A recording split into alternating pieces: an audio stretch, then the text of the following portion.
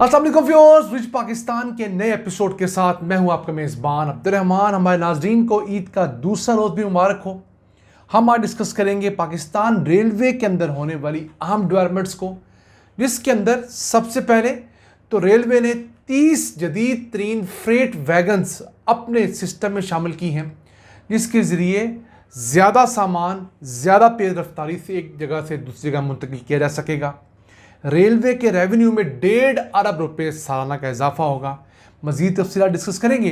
जबकि आज की दूसरी खबर यह है कि गुज़िश्ता 11 माह के दौरान रेलवे ने पाकिस्तानी तारीख का सबसे हाईएस्ट रेवेन्यू 83 अरब रुपया कमाया है। ये इतना रेवेन्यू है जितना पाकिस्तान रेलवे पूरे साल में नहीं कमाया करती थी, बल्कि एक साल का जो रेवेन्यू था उससे डबल रेवेन्यू है। किस तरह आपके प्रोग्राम के दूसरी से हम बताएंगे, लेकिन पहले चलते हैं आज की सबसे अहम खबर क्या ना। पाकिस्तान रेलवे ने 30 जदीद तरीन फ्रेट वैगन सिस्टम में शामिल कर ली हैं। ये एक तो तेज़ रफ्तार भी हैं और इनके अंदर कैपेसिटी भी ज़्यादा है। यानी अगर कैपेसिटी की बात करें तो 60 से 70 टन एक वैगन में सामान आता है। पहले 40 टन आया करता था एक वैगन के अंदर, और इनकी जो रफ्तार है वो 80 से 100 किलोमीटर फी घंटा है। पुरानी वैगन्स में ये तकरीबन 60 किलोमीटर फी घंटा थे। तो रेलवे को फ़ायदा ये होगा कि ये बड़े साइज़ की जो वैगन्स हैं इनमें ज़्यादा सामान लोड होगा, फ्यूल उतना ही लगेगा, तेज़ रफ्तारी से सामान डिलीवर होगा, और सालाना 1.5 अरब रुपए का इनको इजाफी आमदन और मुनाफे का बंदोबस्त हो गया है। Railway basically 820 freight wagon system में शामिल कर रहा है। इसमें से 800 तो फ्रेट वैगन्स हैं, 20 ब्रेक वैगन्स हैं। अब इनमें से 250 रेलवे के सिस्टम में शामिल हो गई हैं, जिनमें ये 30 भी शामिल हैं। बाकी जो हैं वो इसी साल के एंड तक उम्मीद है शामिल हो जाएंगी। अब ये जो 30 की 30 फ्रेट वैगन्स हैं ये पाकिस्तान में बनी हुई हैं। चाइना के साथ पाकिस्तान का मुआहदा हुआ था, उसके तहत पाकिस्तान ने 820 में से 600 वैगन्स जो है वो पाकिस्तान में बनानी थी, बाकी जो है वो चाइना से बन के आनी थी। तो ट्रांसफ़र ऑफ टेक्नोलॉजी हो चुकी है। अब ये सारी की सारी वैगन्स पाकिस्तान में बन रही हैं। इसके साथ साथ पाकिस्तान हाई एंड कोचेज़ भी अब पाकिस्तान खुद बना रहा है, रेलवे की मुख्तलिफ वर्कशॉप्स में बन रही हैं। वो भी हमारा जो है चाइना के साथ इश्तराक था, जिसके तहत कुछ इब्तदाई यूनिट्स जो हैं वो चाइना ने हमें बना के दिए, स्टैंडर्ड सेट कर दिए, फिर हमें ट्रांसफ़र ऑफ टेक्नोलॉजी की, और अब वो स्टेट ऑफ द आर्ट खूबसूरत पैसेंजर कोचेज़ भी पाकिस्तान में बन रही हैं। और यही कुछ अच्छे स्टेप्स हैं जिनकी वजह से पाकिस्तान रेलवे की आमदन में रिकॉर्ड इजाफा देखा जा रहा है। अब इसकी मिसाल रवा माली साल के 11 माह का रेवेन्यू भी है। जुलाई 2024 से लेकर मई 2025 के दौरान रेलवे ने मजमूई तौर पर 83 अरब रुपए का रेवेन्यू हासिल किया है। पिछले साल इन्हीं 11 माह में ये 77 अरब रुपए थे। तो एक साल के डिफरेंस के अंदर 6 अरब रुपए का इजाफा हुआ है, एक अच्छा साइन है।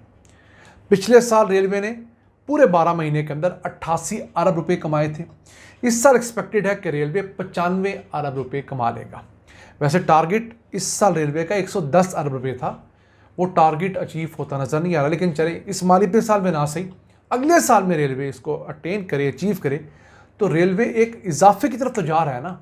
और हम हमेशा से कहते आए हैं कि अगर आपने पाकिस्तान रेलवे को कामयाब करना है, मुनाफे बख्श करना है, तो उसके सामान के तरसील के महकमे को तगड़ा कीजिए, फ्रेट को तगड़ा कीजिए, क्योंकि रेलवे जिस कीमत के ऊपर सामान तरसील कर सकती है, ट्रक ड्राइवर्स, ट्रॉलर्स वाले ख्वाब में भी नहीं सोच सकते।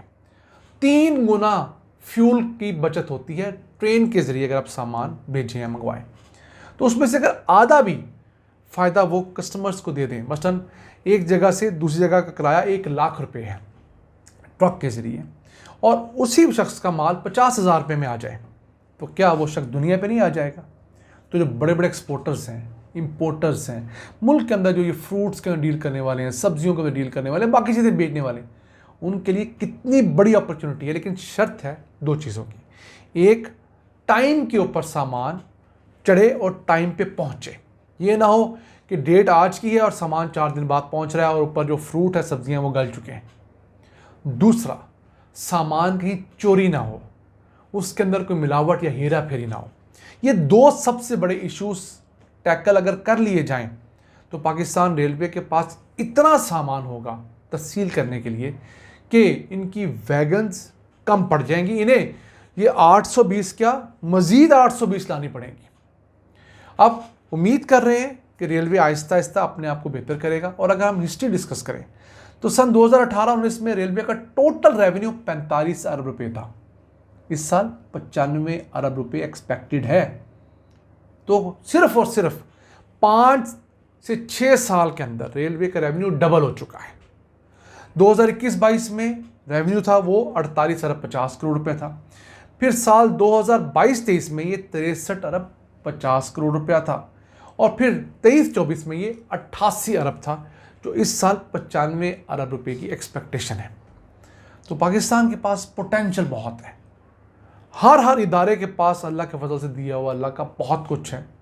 नीयतों की कमी है, वर्कहोलिक होने की कमी है। देखिए, पाकिस्तान रेलवे अभी भी कराची पोर्ट के साथ अटैच नहीं है। पोर्ट कासिम से तो पाकिस्तान रेलवे का कनेक्शन है, ट्रैक जाता है, लेकिन कराची पोर्ट जो पाकिस्तान में आने वाले और पाकिस्तान से जाने वाले 60% सामान को डील करती है, वो अभी भी पाकिस्तान रेलवे की पटरी के साथ अटैच नहीं है। अगर हम उसे एक 50 किलोमीटर की रेलवे की पटरी के ज़रिए अटैच कर देते हैं, जिस प्रोजेक्ट की फिजिबिलिटी हर चीज़ तैयार है, तो क्या होगा? पोर्ट पे आने वाला सामान वहीं से इस ट्रैक के ज़रिए, रेलवे की पटरी के ज़रिए पूरे पाकिस्तान तक जा सकेगा और पाकिस्तान भर से भेजा जाने वाला सामान सीधा डायरेक्ट पोर्ट पे जाएगा।